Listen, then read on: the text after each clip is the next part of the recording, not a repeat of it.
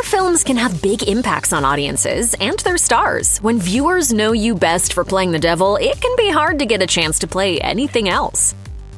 The 2000s were a little tough on Ryan Reynolds. Why? Though he starred in some truly fun comedies during that era of his career, he also had roles in numerous critically panned and commercially unsuccessful films, one of those being the remake of the Amityville Horror. Oh, God! Damn it! Not only was the film's critical reception a bummer for Reynolds, but the actual filming process as well, thanks to genuinely spooky things that kept happening on set. He hasn't done a horror movie since, and has only dipped his toes back into creepy territory once for the 2015 black comedy, The Voices.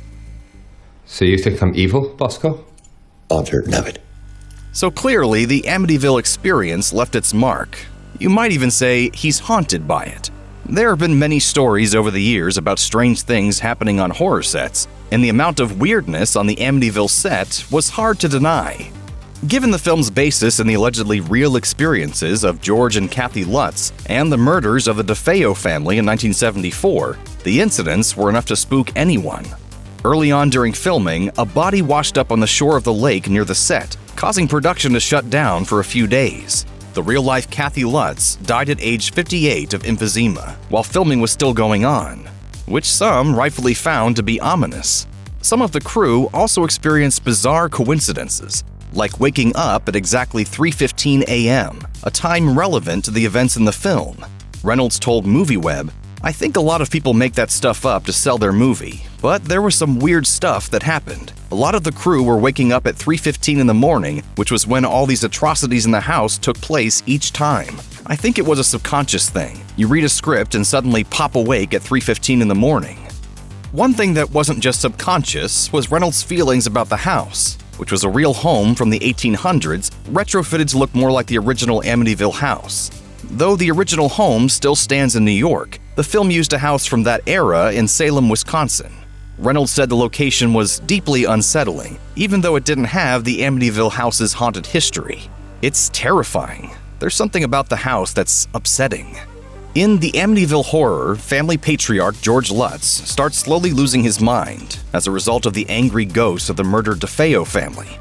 His downward spiral has been compared to Jack Nicholson's Jack Torrance in The Shining, as he starts becoming violent and unhinged as his mind slips further into madness.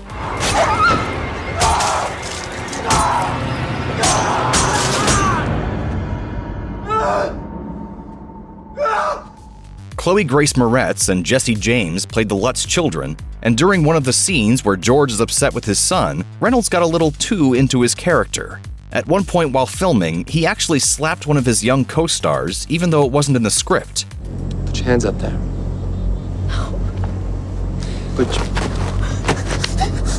We're friends. We're having fun, right? He told MovieWeb, "I didn't mean to do it. It wasn't hard or anything. He looked up like he just won the lottery. It was just so cool to him. And I look over and the script supervisor's crying, and I'm trying to apologize to her. I don't know what's happening." Thankfully, James handled it like a pro, and his parents and everyone on set chalked it up to the intensity of the sequence. But it was a little unnerving for Reynolds. In a perverse way, I was sort of excited by the fact that something happened on film that was just totally unplanned, and it just came out organically enough, and not so organically that it actually hurt anyone. So everyone walked away from it, but it was definitely disturbing. Following the intense shoot, the Amityville Horror was released and panned by critics and audiences alike. It's a rare performance for Reynolds where he's not playing a version of himself, and it's surprisingly layered given that it's an otherwise lackluster movie. Maybe we'll see Reynolds return to scary movies one day. But with the Amityville Horror as his only experience so far, it's hard to blame him for holding off. He may not be the most famous killer clown out there, but Art from Terrifier is certainly one of the freakiest. So how does the man behind the white makeup keep from scaring himself whenever he looks in the mirror? Art the Clown first appeared in director Damien Leone's 2008 horror short The Ninth Circle, played by actor Mike Giannelli. He started out as a mere background monster, but it wouldn't take long for his story to expand. Art isn't just an ordinary man in face paint. He's a mute, seemingly immortal demonic harlequin who appears out of the ether on Halloween to torture and murder to his heart's content. It's only once the day is over that he vanishes. Aren't you a little old to be trick-or-treating?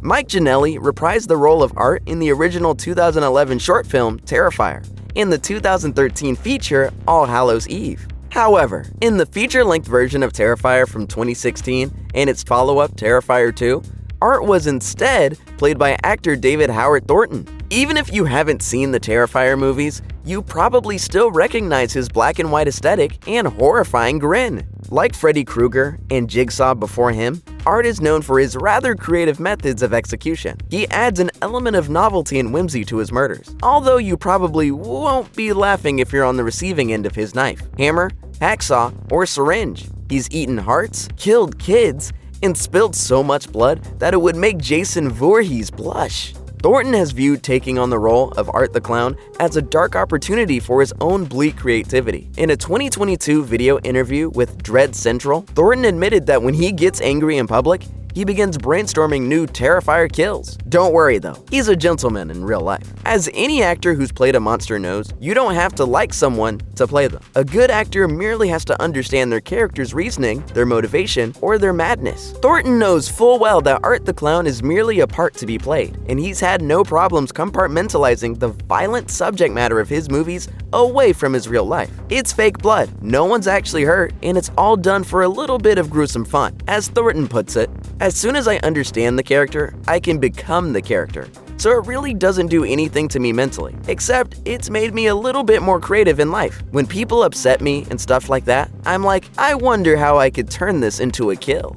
The actor revealed that he and his director would call each other in between movies to pitch particularly horrendous murders to one another. In their conversations, both the actor and director hope to gross out and inspire the other, and to keep ideas flowing for the next flick. Thornton said, "We message each other back and forth too when we think of something funny or like a crazy kill or something like that. We're like, hey, how about this for something maybe in a possible film? And you know, who knows what becomes of it." Sadly, it seems like Thornton's ideas are mostly shot down. When asked which of the kills in Terrifier and Terrifier 2 were his ideas, he admitted that it was still mostly Leone's show by a substantial margin. The actor may be thinking about creative gore a lot, but he has yet to overwhelm the director with anything that might be gruesome enough to be filmed. Thornton admitted that he eventually offers input on his director's ideas more than he inspires new ones. In his words, "I would say it's primarily his ideas. I might have like a little, hey, why don't we tweak this here or there? But you know, I would say 90% of the kill ideas are his ideas, even 95%.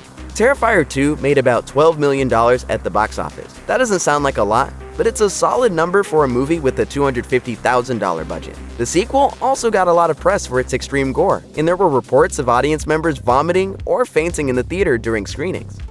1979's The Amityville Horror still sits atop many critics' lists of scariest movies of all time. From the opening choral notes of Lalo Schifrin's composition, it's clear that something wicked lies in the spacious Dutch colonial, once the DeFeo home before the Lutz family moves in. It's a house with bad residue after Ronald DeFeo Jr. slays his entire family with a rifle in the early hours of November 13th, 1974. A year passes before George and Kathy Lutz, played by James Brolin and Margot Kidder, move into the house with their 3 young children. The family lasts 28 days before fleeing with claims of a haunted house. The house retains that dark energy, and the movie knows it. Each room that the Lutz tour with the realtor is interspersed with imagery of the DeFeo murders before the kids even move in. As the film moves forward, George battles for domain supremacy, even shouting at the malevolent spirits in the climax.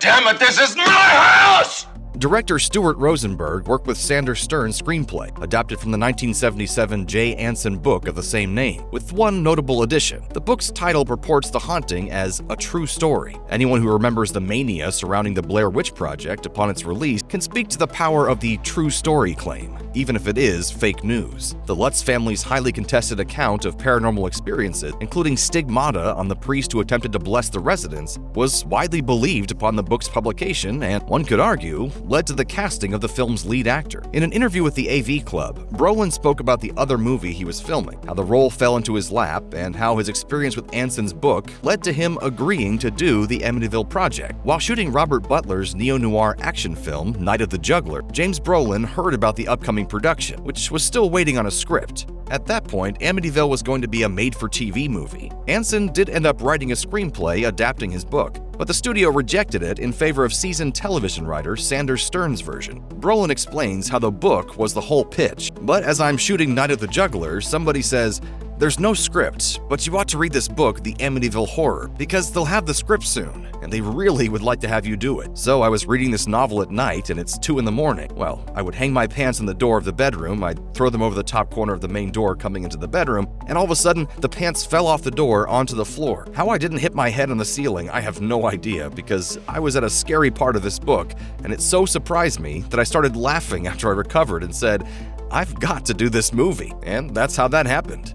Ah, stars. They're just like us. The fact that Brolin was so immersed in the story translates on the big screen. He had his work cut out for him, as the role of George Lutz is a cold, unfeeling one to begin with. But something happens with each new bump in the night, while 112 Ocean Avenue works him over as easily as the Overlook consumes Jack Torrance in The Shining.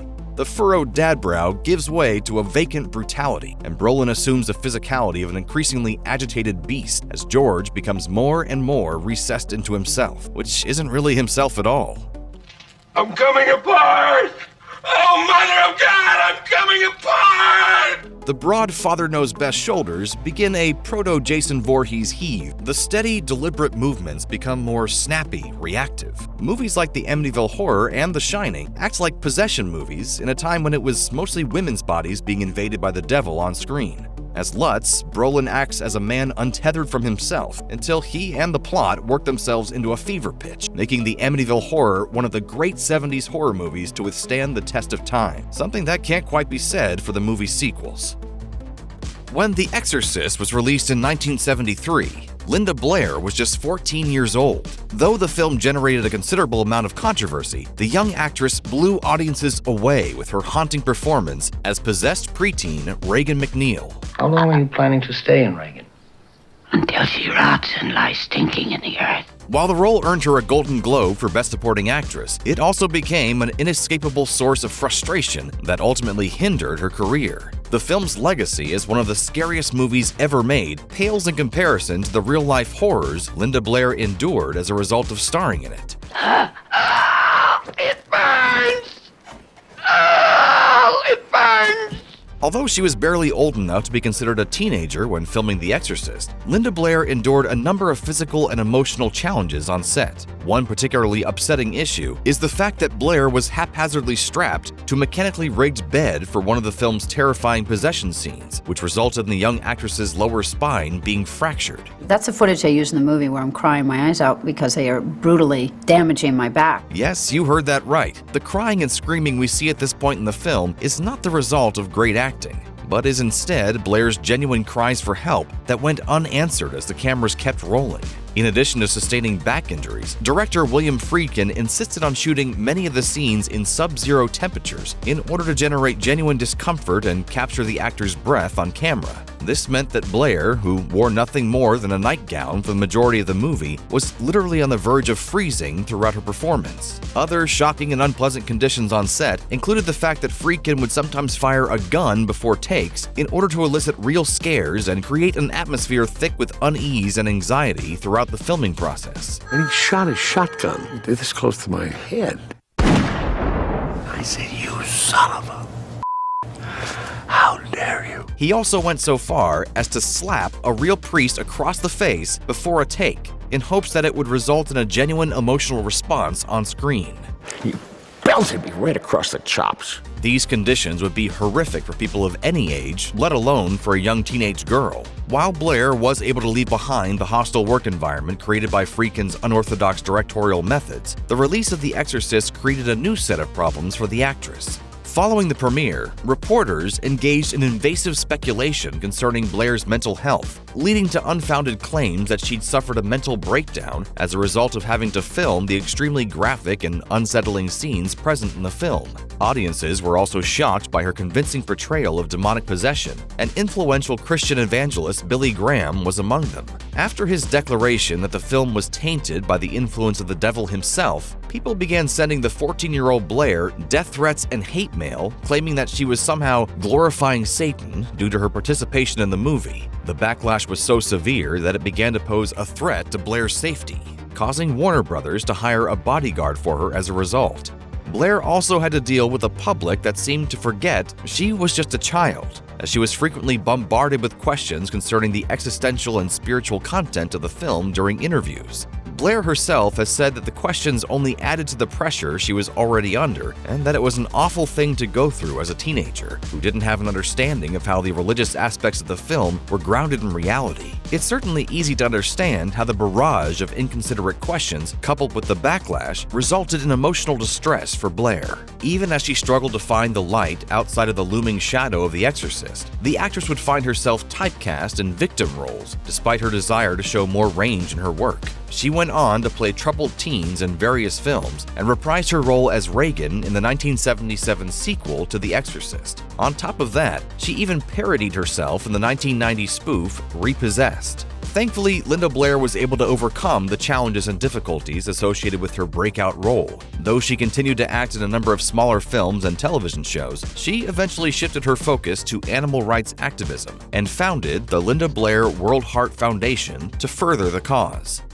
Bruce Campbell's portrayal of Ash in the Evil Dead franchise is straight up iconic. But what made him miserable while making those first movies? Why did he come back? And could he really be done with the role forever? Keep watching to find out. Few actors have committed harder to their roles than Bruce Campbell. The Chin spent close to 40 years playing Ash Williams in the Evil Dead franchise, going back to the very first movie in 1981. In the years that came after, he reprised the role in a pair of film sequels, video games, starred in 3 seasons of the TV show Ash vs. Evil Dead, and even popped in for a post-credits cameo in 2013's Evil Dead reboot. Like all good things, however, Campbell can't wield his boomstick forever, and he has now made it clear that he's done bringing the character to life. Campbell didn't wait to break the news either, taking to social media to state he had retired as Ash shortly before the Ash vs. Evil Dead series finale aired in 2018. He has elaborated on his reasons for doing so since then, telling Collider in 2021, "Whatever the cliched phrase is, I left it all on the table. I've got nothing left to give." It all began with Sam Raimi's The Evil Dead, a no-budget horror movie that Raimi, Campbell, and their longtime producer, Rob Tappert, bent over backwards to finance. Things didn't get any easier after that either, with filming taking place in a rundown cabin miles from civilization in the Tennessee woods. Describing the experience, Campbell said, "From the beginning to the end, they were all low points. You were in a cabin that had not been occupied in decades and had no power or running water, no sewage, no nothing. It was kind of like camping out for 12 weeks, but meanwhile you're trying to do a movie. We were miserable all day long." Thanks to the film's success, Raimi, Campbell, and Tappert were able to secure proper funding and resources when they reunited for the sequel, Evil Dead 2, in 1987. But even more so than in the first movie, Raimi delighted in tormenting Campbell by subjecting Ash to all sorts of Deadite-related mishaps. Campbell took it all like the champ he is, too, no matter how tiring or gooey the stunt was. That remained the case in, by far, the most comedic of the Evil Dead films, 1992's Army of Darkness. Hail to the king, baby. Raimi's movie basically turns Ash into a Looney Tunes character, although the barometer would later shift closer to horror in Ash vs. Evil Dead, a series set years after Army of Darkness. This series also features some of the grossest human versus Deadite battles in the entire franchise. Campbell's enduring appeal as Ash lies with his ability to retain his swagger and shake off whatever nastiness the Necronomicon throws his way, no matter how painful or disgusting. At the same time, this makes the role incredibly physically demanding to play. Campbell admitted this really caught up to him during filming on Ash vs. Evil Dead, referring to his 3 seasons on the show as the longest seasons of his life. Yet for all the wear and tear they took on his body, he never let it show in his performance, always being quick to recover, flash a cocky grin, and dive back into the fray of things.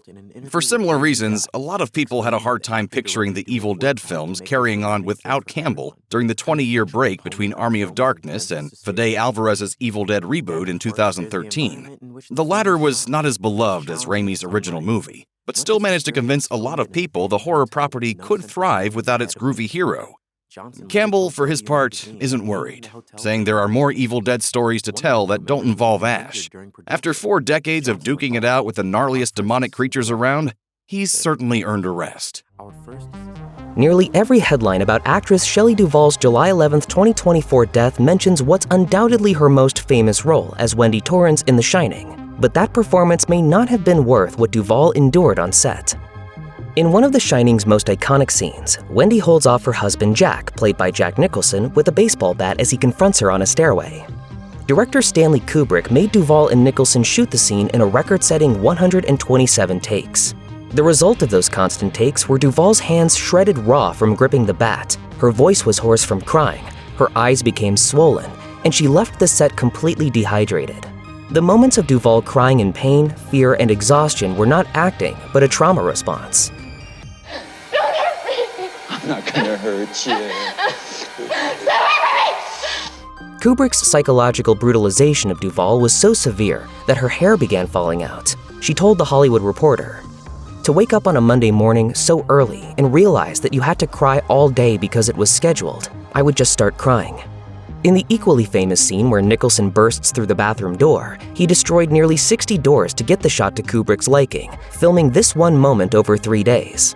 The scene was mostly improvised, and Kubrick reportedly kept information from Duvall regarding Nicholson's choice to tear down the door with an axe, meaning her horrified reactions are authentic.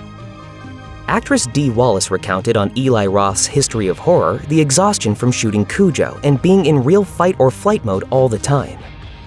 Your brain does not know you are acting. It goes through every chemical change that you would go through. That at least seemed to be what was going on with Duvall on The Shining too. No matter how much one tells themselves, "I'm acting," the body is going to respond to the circumstances as if they're really happening. In the documentary, Stanley Kubrick, A Life in Pictures, Nicholson admits about the director. He was a completely different director with Shelley. Many of Duvall's lines were unexpectedly cut, she was frequently kept isolated, and she was forced to wait before performing her scenes to throw her off.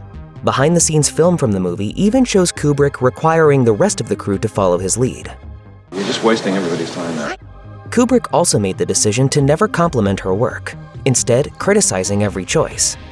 At one point, he encouraged the rest of the crew to ignore her and disregard any needs she expressed.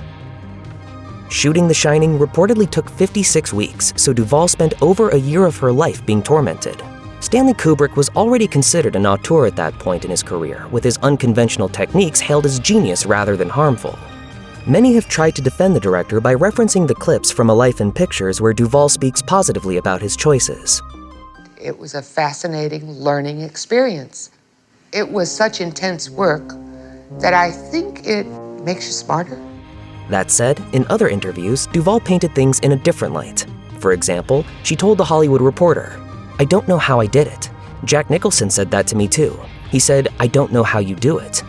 Author Stephen King has not shied away from his hatred of Kubrick's film adaptation of his book, and the treatment of Duvall as Wendy is part of it. He told Rolling Stone, "She's basically just there to scream and be stupid, and that's not the woman that I wrote about." At one point in the Shining making-of documentary, Duvall is shown lying on the floor with assorted cushions around her.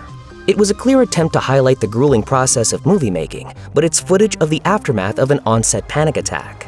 Duvall confirmed this in an interview with ComingSoon.net. She said, "For the longest time, I couldn't remember what exactly was happening at that moment, but I do recall I had a really bad anxiety attack on set, and I believe that was what is shown in the documentary." Duvall explained that the shooting days were often 15 to 16 hours long, and breaks were hard to come by, leading to a breakdown. She said, "Stanley Kubrick has a vision in his head of what he wants to see through his camera, and if you don't quite understand where he is coming from, he gets frustrated and angry. Communication and understanding plays a big part of film sets. I just wasn't getting it. I did in the end." Duvall had some well-documented late-life difficulties. She appeared on Dr. Phil in 2016, seemingly in the midst of a mental health episode. By that time, stories of how Duvall was treated on the set of The Shining had become common enough to lead many onlookers to believe that the problems she was facing were the result of how she was treated there. That take seems misguided though. For one, The Shining didn't make her quit acting, as many people seem to believe. She kept acting for over 20 more years. And the Shelley Duvall archive account on X, formerly Twitter, which is run by a fan who claims to have gotten to know the actress in the years leading up to her death, say things were more complex than one tragic event causing a spiral. They wrote, "Shelley simply retired from Hollywood in 2002 and naturally aged. There doesn't have to be anything dramatic to happen as many people think. Life happens." That said, filming The Shining clearly tested Duvall. The results are clear on screen in her unforgettable performance. While it drew some criticism at the time, her work has become widely recognized as one of the best performances in a horror movie ever. Stories of her behind-the-scenes treatment and rumors of how it affected her continued to circulate until the end of her life. Duvall herself has said that the movie wouldn't be what it was without Stanley Kubrick's harsh techniques, yet some have questioned whether or not it was worth it. It's impossible to deny, though, that one way or another, The Shining changed her life. Sometimes a movie role can have lasting effects on an actor. This is surely the case with Bill Skarsgård, the man who brilliantly portrayed Pennywise the Dancing Clown in It.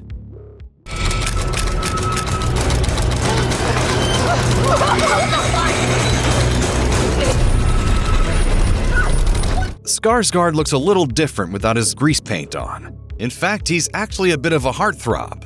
You're kind of getting the rep as the hot clown. What's it been like getting that response from fans online? I don't know if I'm very hot in the film. I hope not. This isn't a big surprise since he comes from a family of talented hotties. His dad, Stellan Skarsgård, was most recently the horrifying Baron Harkonnen in Dune. Kill them all. Stellan is a major Hollywood actor with roles in everything from Good Will Hunting to Thor. Bill's brother, Alexander, also starred in a Stephen King adaptation as Randall Flagg in the CBS miniseries The Stand, though he's probably more famous for playing Eric the Vampire in True Blood. Pam, ciao. I thought in over 1,000 years I'd seen everything there was to see. His two other brothers are actors as well. Gustav played the legendary boat builder Floki in the hit show Vikings, while Walter has appeared in lesser-known horror films like Lords of Chaos. Bill started his career at the age of 9, and by the time he was 21, he had been given the European Film Academy Shooting Star Award to represent young performers from his native Sweden. His first major American film role was as Matthew in the Divergent series Allegiant in 2016. Only 1 year later, he would scare the pants off of audiences everywhere as Pennywise in It Chapter 1. Hiya, Georgie.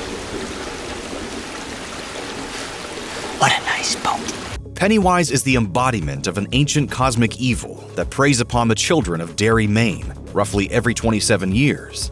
He first appeared in Stephen King's 1986 horror novel It, before being played by Tim Curry in the 1990 TV miniseries. Take your pick,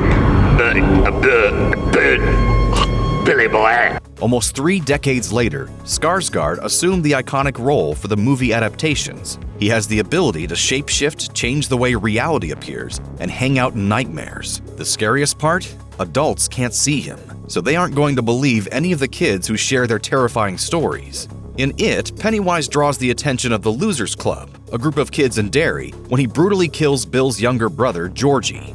Pennywise feeds on children both physically and metaphorically, their fear feeding him just as much as Georgie's tasty arm.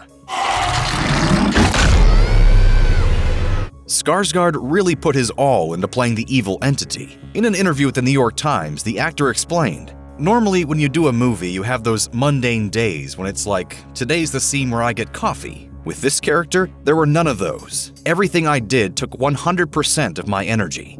It was by far the most exhausting character I've ever done, physically and mentally. A big part of that energy was the physicality of Pennywise, which involved lots of big, strange movements. He also smiles in a bizarre way, pointing his lower lip downward to create a menacing grin. And action. Yeah, that's beautiful.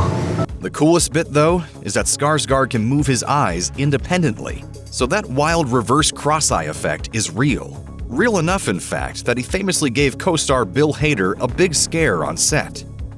Hader wasn't the only co-star Skarsgård spooked. While he had a lot of fun terrorizing his child co-stars, he also worried that he might be traumatizing them a little. To make sure the kids had genuine reactions to Pennywise, director Andy Muschietti made sure to keep them separate until filming started. As a result, the first time they were all acting together, things felt a little too real. He's so crazy, so carefree that it makes it even scarier because he doesn't have to try to sound scary. Skarsgård told Dazed that during filming, he walked into the scene in character where a bunch of the kid actors were sitting. Muschietti told him to grab one of the kids and walk off screen. When Skarsgård grabbed a kid, he screamed bloody murder, and Muschietti told Skarsgård to go for a different kid, trying to find one that wasn't quite so scared. Skarsgård explains, "It was weird because as soon as they said cut, some kids were very shaken up about it. I tried to be like, oh, I'm just an actor, this is just pretend, and they kind of looked at me very suspiciously." He went on to say, "It just hit me that it's this strange thing. If I do my job right, and I'm as terrifying as I want the character to be, there are going to be a lot of people that have this kind of reaction to the performance and the film. It's a strange thing to have to deal with." Gotcha! You filthy little children. The actor was especially worried about his more intense scenes, like the one where he gets in Jack Dylan Grazer's face. Tasty, tasty, beautiful fear.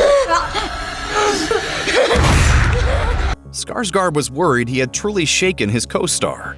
Instead, Grazer told him how much he loved what Skarsgård was doing. Skarsgård said of him, "He's turned on a dime," and I'm like, what are you? They're like little professionals. In an interview with Entertainment Weekly, Skarsgård said that playing a character in a movie was a lot like being in a relationship with them. He describes himself as going into a relationship with Pennywise, figuring out who he is, and devoting time and effort to this other person, or in this case, this thing. This isn't real enough for you, Billy. I'm not real enough for you. It started taking its toll in ways he didn't exactly notice himself. He said, "It's just like being in a very destructive relationship. People don't really realize it until they're out of it. All your friends go, 'You need to dump this piece of shit.' He or she is destroying your life. And then once you're out of it, you see, I was so miserable. But I wouldn't say I was miserable doing Pennywise because I had a lot of fun with it as well." Skarsgård didn't have to worry about actually dialing up the sewer-dwelling serial killer, but it was all too easy for him to think like Pennywise. 27 years I dreamt about you. I craved you. I've missed you. When he finished filming Chapter 1, he returned to his childhood home in Sweden and realized he didn't have to deal with the character's inner workings anymore, at least until he would have to go back for Chapter 2. He said that not having to think about Pennywise anymore was like an exorcism. We'll float down here. Yes, we do. Except if it was a real exorcism, Pennywise wouldn't keep showing up in Skarsgård's dreams. He told Entertainment Weekly that Pennywise continued to visit him long after filming wrapped. He said, "I was home, done with the movie, and I started having very strange and vivid Pennywise dreams. Every night he came and visited. Everyone's had dreams where they're naked in public or their teeth fall out, but turning into Pennywise in the middle of Starbucks sounds like a special kind of night terror."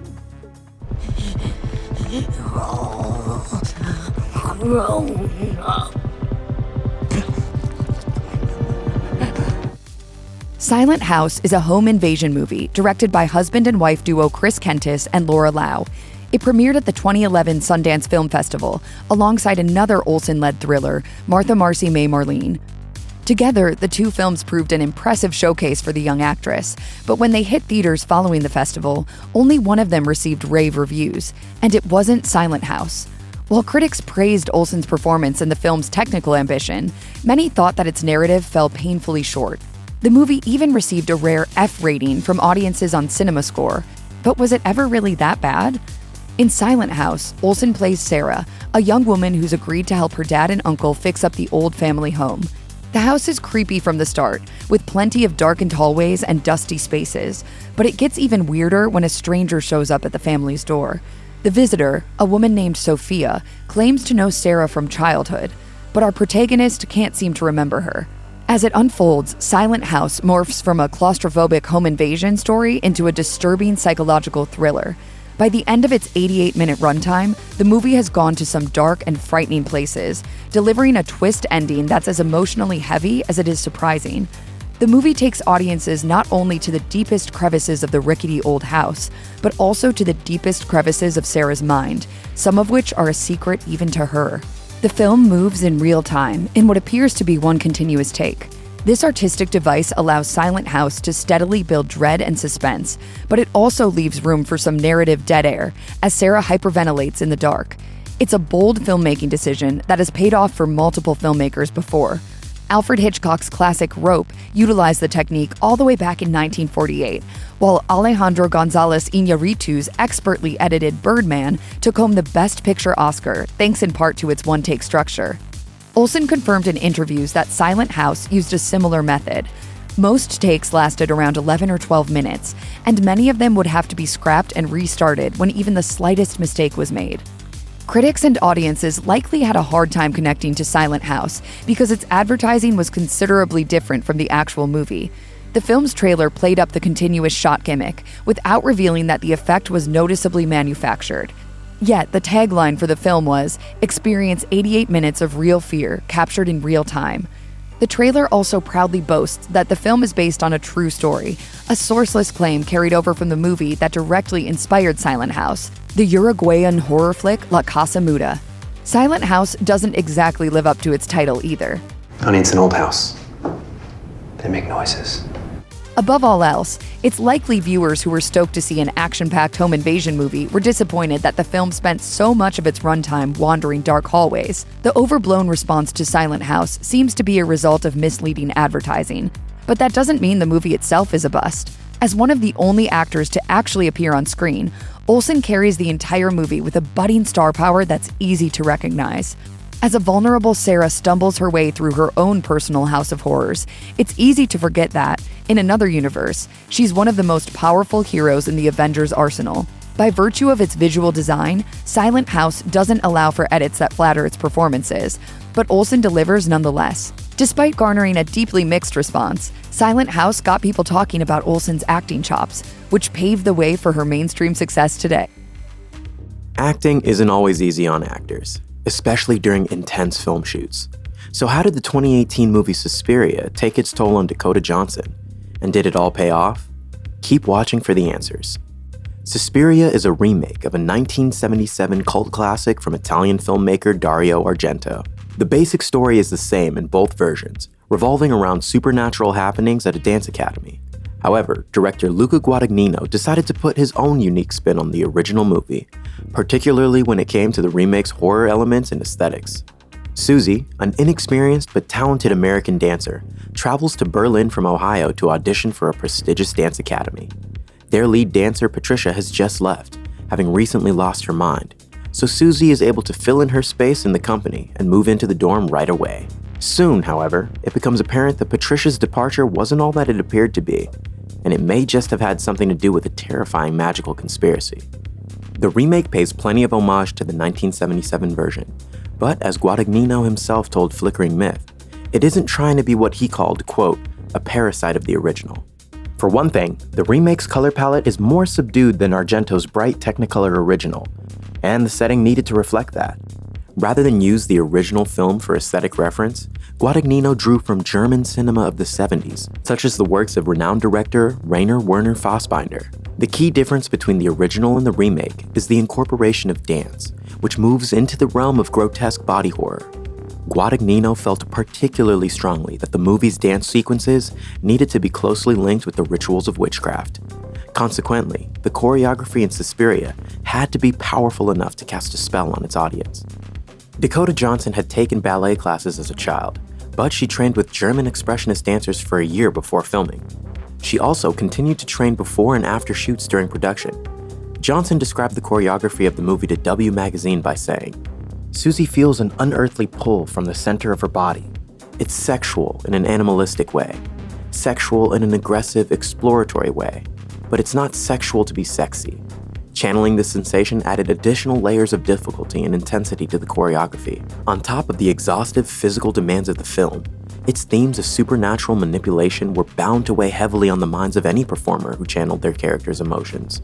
The film ultimately took a toll on lead actress Dakota Johnson, who, according to her interview with Elle, actually had to go to therapy afterwards. It's been the craziest experience of my life thus far.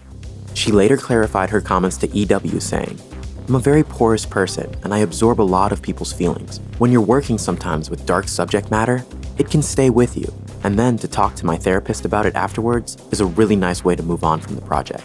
Luckily, Johnson and Guadagnino had collaborated before in the 2015 drama A Bigger Splash. Johnson spoke to the creative rapport they had built in an interview with Hey You Guys, explaining that the actor-director duo work hard to make their surroundings safe for everyone, an essential component of a film as intense as Suspiria. Then, of course, there's the environment in which the film was shot, which was challenging in its own right. Much of Suspiria was filmed in an abandoned hotel with no central heating in the dead of winter. Johnson later told W Magazine that being in the hotel gave her nightmares. One of the crew members was even injured during production. Johnson recalled, "Our first assistant director broke his leg. He fell onto one of the sets. It was a dangerous set. Ultimately, though, the pressures of the shoot paid off." Johnson elaborated, "We had such an intense time filming it. We all felt so wild and passionate about it. Now, to see it in final form is really a feeling of accomplishment." Describing his favorite moments of horror in the film to MTV UK, Guadagnino pointed out, "Everything we've described comes from the incredible power of performance of these wonderful actresses." He's definitely not wrong. Dakota Johnson and the rest of the impressive cast are instrumental in delivering the many moments of nail-biting suspense and gore. Moments that make Suspiria such a singularly twisted film. After Twilight, Robert Pattinson did everything he could to distinguish himself as a serious performer. Many would agree that his role in The Lighthouse has been his biggest step forward. From misgivings about his character to a difficult filming process, here's how The Lighthouse changed Robert Pattinson forever. With the exception of a mermaid that may or may not be a figment of Winslow's imagination, the only character he interacts with in the whole movie is Willem Dafoe's elder lighthouse keeper, or Wiki, Thomas Wake. Wake and Winslow annoy one another from the very beginning, and by the time they're trapped together with dwindling rations due to a storm, that annoyance has turned into bitter hatred. The characters had multiple sources of inspiration, including the real-life tragedy of Small's Lighthouse in 1801 and the story of Prometheus stealing fire from Proteus in ancient Greek myth. Nonetheless, Dafoe and Pattinson's performances would have to be perfect to make it work. Working with Dafoe was intimidating for Pattinson, and they didn't get much of a chance to discuss his fears before shooting. I'll drop you down a few feet. Easy! Never been in better hands. Rehearsals went badly for Pattinson, who grew frustrated by trying to take on the character before shooting began. Robert Eggers, the director, and Pattinson were furious with one another, and by the end of the week, the star was convinced he would be fired before filming even began. At the end of each day, he would slam the door on his way out and felt angry with Eggers. The fury died down once they were on set, and Pattinson was able to embody Winslow. But even then, the performer was still terrified of Dafoe. In a discussion with Interview magazine, Pattinson shared his fear and awe of his co-star. "My idea for The Lighthouse was that if I don't really understand this script on a cerebral level, then I'll try to understand it on a physical level. But I must say that I've never seen someone with such a supernatural level of energy as you. I remember watching Dafoe and being like, how are you doing this?" His coral tine trident screeches banshee-like in the tempest and plunges right through your gullet. Pattinson later said that he likes to take on roles specifically because he doesn't think he can do them in order to keep challenged. While he may have thought the script was tough, he had no idea just how difficult filming would actually become. Filming The Lighthouse was a waking nightmare for Pattinson and Dafoe. They filmed on location in Halifax, Nova Scotia, inside of a lighthouse built just for the film.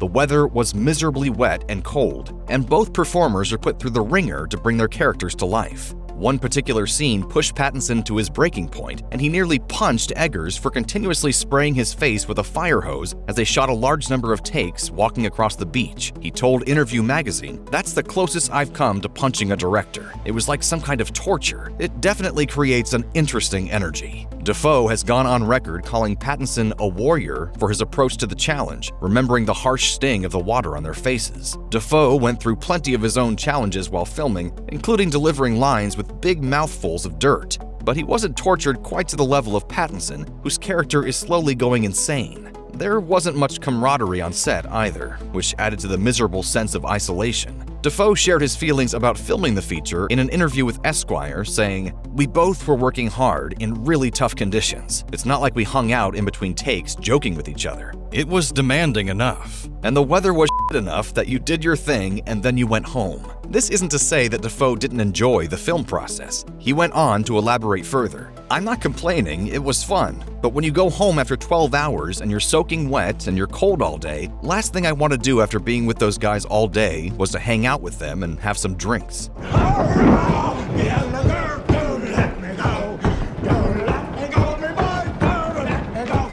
There was more to Pattinson's misery than just physical discomfort. The young actor put himself through intense training to portray Winslow and arrived in Halifax much earlier than his co-star in order to prepare. He would wander the streets, muttering his lines to himself over and over in order to get the right accent. While he didn't completely commit to method acting, which is the tactic of staying in character even after cut has been called, he nonetheless dedicated himself to the performance a bit more intensely than the average actor. In order to portray a man slowly unraveling, Pattinson would become a little unhinged himself. In scenes where he's supposed to be drunk on kerosene, he said that he was, quote, basically unconscious the whole time. He would make himself vomit, stumble, and even urinate in his trousers. Damn fool nonsense. In order to make himself move with discomfort, Pattinson put a rock inside one of his shoes. Before his takes, he would spin himself around in circles to simulate being dizzy from drunkenness. During one take where Pattinson was leaning on Dafoe and they're sort of slow dancing together, he started making himself gag, and Eggers had to yell cut. Pattinson recalled the experience to Esquire, saying, "There's a scene where Willem's kind of sleeping on me and we're really drunk, and I felt like we were completely lost in the scene. And I'm sitting there trying to make myself gag, and Robert Eggers told me off because Willem's looking at him going, if he throws up on me, I'm leaving the set. I had absolutely no idea this whole drama was unfolding." For Pattinson, throwing himself entirely into the character was a way to escape his early fame.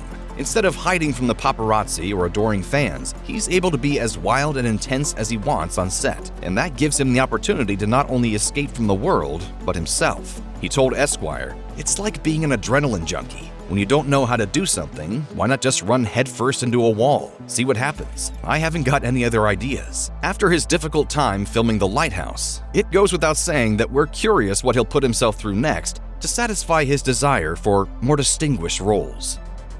A box that supposedly contains a disembodied spirit that attaches itself to living people. Alleged curses that range from hair falling out to full-fledged strokes. Here's why the lore and real-life happenings behind the subject of 2012's The Possession left a lasting impact on Jeffrey Dean Morgan. According to Jeffrey Dean Morgan, who convincingly plays Emily's desperate and frightened father in the film, the scares weren't just limited to viewers. Despite describing himself as a skeptic, the actor admitted to experiencing a sense of unease and unexplained incidents while filming The Possession that made him want to stay away from the Dybbuk box and its supposed real-life victims. He even stated in an interview that despite his skepticism, strange things would happen on set, like light bulbs suddenly shattering. He told Gizmodo, "Don't mock the box was sort of the mantra that we lived by while we were filming this." In that same interview, Morgan also describes how someone wanted to bring the Dybbuk box onto the set of The Possession, to which he adamantly objected. Considering the history of people who encounter the box, he did not think the exposure was worth it. So just what is it about the Dybbuk box that could strike fear into the heart of the same guy who played the fearless and sadistic bat-wielding Negan in The Walking Dead? In Jewish folklore, a Dybbuk is defined as a disembodied human spirit that attaches itself to living people. According to My Jewish Learning, a Dybbuk is not always evil or malevolent, unlike its depiction in The Possession. A soul is meant to re-inhabit its original body, but that doesn't always happen. The term Dybbuk refers to the scenario when one soul latches onto another in a living body, causing a possession. Despite what the film suggests, the concept of a Dybbuk existing inside of a box does not actually exist in traditional Jewish folklore or mythology.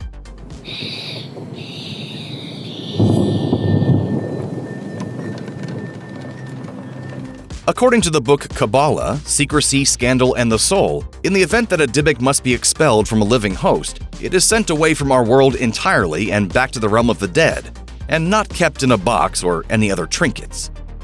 According to a 2004 Los Angeles Times article, the infamous Dybbuk box that inspired The Possession is actually a wine cabinet that seemed to wreak havoc in the lives of those who owned or spent too much time around it. It first appeared in an eBay listing created by Kevin Manis, who claimed that the box once belonged to a Holocaust survivor. He claimed that several strange and unfortunate events in his life were linked to the box, including his mother suffering a stroke that temporarily took away her ability to speak after he gave it to her as a gift. And I certainly wasn't going to sell it without disclosing everything that I thought had been happening. The box was eventually purchased from Manis by a man named Yotzef Nitzka. Nitzka eventually decided to sell the box on eBay as well, claiming that he came down with a sudden unidentifiable illness and hair loss after the box came into his possession.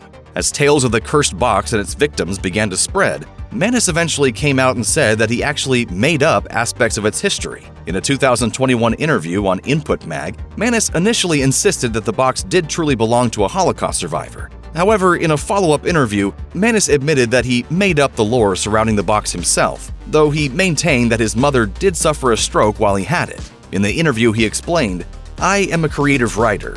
The Dybbuk box is a story that I created, and the Dybbuk box story has done exactly what I intended it to do when I posted it 20 years ago, which is to become an interactive horror story in real time." Jason Haxton, another previous owner of the box, is also featured in the Input Mag article. In it, he states that he believes Manus did fabricate the original story, but only to cover up the fact that he probably cursed the box himself using Kabbalah. The problem with this theory is that Kabbalah is a school of thought that deals with Jewish mysticism, not some magical force used to cast spells or curse people. Haxton also claims that Manus may just be bitter about not being the most well-known of the Dybbuk box owners, and is seeking to destroy the box's urban legend status by claiming it was all a hoax. To sum it up, even though Manus admits to fabricating the box's origin story, Haxton still firmly believes that it's cursed. It turns out Jeffrey Dean Morgan isn't the only celebrity to be freaked out by the Dybbuk box. Unlike Morgan, who made a point to stay away from the box entirely, musician Post Malone experienced the supposed consequences of being around the box firsthand. In 2018, Malone came into contact with the box when filming an episode of the popular paranormal investigation series, Ghost Adventures. Specifically, he was in the same room when Zach Bagans, his friend and the host of the show, committed the taboo act of opening the box. According to the made-up lore surrounding it, opening the box is supposed to invite chaos and misery into your life. Shortly after this incident, the rapper would experience a barrage of bad luck, including a car accident, an emergency plane landing, and a break-in, all of which took place in less than 2 weeks. Fans speculated that his recent contact with the box was responsible for this rapid-fire series of unfortunate events. Malone, who is a believer in the supernatural, acknowledged this theory in an interview on Late Night with Seth Meyers. Within a month's time, it was really, really odd stuff. But I've always had, an interest in that. The original box that started it all is currently part of the collection of haunted artifacts housed at the Zach Bagans Haunted Museum in downtown Las Vegas. Whatever the case may be, the many strange and unfortunate incidents surrounding the infamous Dybbuk box were more than enough to strike fear into the hearts of Jeffrey Dean Morgan and his co-stars on the set of The Possession. With so much misinformation and negativity surrounding the Dybbuk box, it's possible the real source of the alleged curse is just the lies that were told along the way.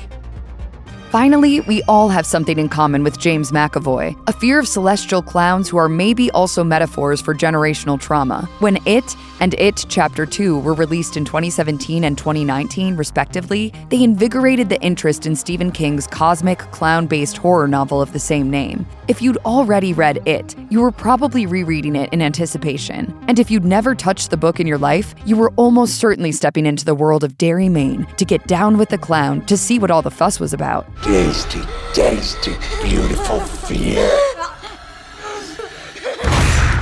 Before McAvoy joined the Grown Up Losers Club crew in the film sequel, he decided to reread the book in preparation for his role as the adult version of Bill, the de facto leader of the group who lost his younger brother Richie to the murderous Pennywise as a kid. Hiya, Georgie. What a nice boat. In an interview with Entertainment Weekly promoting the sequel, McAvoy admitted that cracking open the book and diving back into the world of It scared him far more as an adult than it did when he was a kid. This isn't real enough for you, Billy. I'm not real enough for you. He said in the interview, "When I reread It as an adult for the film, I actually had nightmares about Pennywise in a way that I never did as a child. Pennywise's unnerving grin might haunt the minds of children everywhere, but it's easy to see how the darker aspects of King's book could make the story feel far more unnerving to an adult. It trades in a whole suite of traumatic events, including childhood death, sexual assault, bullying, and hate crimes. While a clown monster might feel like an impossible enemy to a kid, the adults of It are also dealing with the weight of these larger issues, on top of admitting that growing up and moving away hasn't solved any of their problems. A pretty much universal lesson we all tend to learn at some point in our lives." So I want to run towards something. not away. In the same interview, McAvoy touched on some of the heavier themes in It and It Chapter 2, saying, King's writing about a small American town. He's writing about death. He's writing about growing old, growing up, and the movie is very much about that. You could argue the first movie is as much Stand By Me and Goonies and all those things as it is a horror movie. The It sequel may have played around with King's source material, but McAvoy brings a world-weary, haunted feeling to his portrayal of Bill that readers of the book will know well. McAvoy himself describes the character as very lost and drifting through life as he continues to deal with the fallout from his younger brother's death and his missing trauma from fighting Pennywise. We can't remember, can we? One of the most touching and relatable aspects of McAvoy's role is how he carries his grief so close to the surface. When Bill was young, his brother's death became part of a larger conspiracy that motivated him to keep fighting, giving him and his friends a common enemy to defeat. With his memories of Pennywise faded, adult Bill is left with nothing more than senseless grief. I hate you! I hate you! The pain of losing a loved one might not be as acute as time wears on, but McAvoy's Bill has unlocked a horrible grown-up secret. The pain never really goes away, and there's nothing you can do about it. There's no monster to fight or ritual to complete. Grief simply changes you in ways both big and small for the rest of your life. Bill's unrelenting grief is encapsulated in the Hall of Mirrors scene in It Chapter 2, where Bill chases a child through a funhouse in an attempt to save him from Pennywise. The scene was born out of a conversation between McAvoy and director Andy Muschietti. McAvoy elaborated in his interview with Entertainment Weekly, "We were missing a vital story beat for Bill, where he dealt with his guilt that he caused his brother's death. I said to Andy, what can we do? And literally in 50 minutes, he invented a whole new sequence. It was never in the script, and it isn't in the book. It's brilliant." McAvoy's Bill is a man facing a cacophony of fears. Beyond the clown, he has to grapple with his own grown-up nightmares that revolve around senseless violence and all-consuming grief. And through it all, he's trying to correct the childish mistakes of his past. Bill is doing anything he can to put an end to the violence, even if it feels like an impossible task. What could be scarier than that?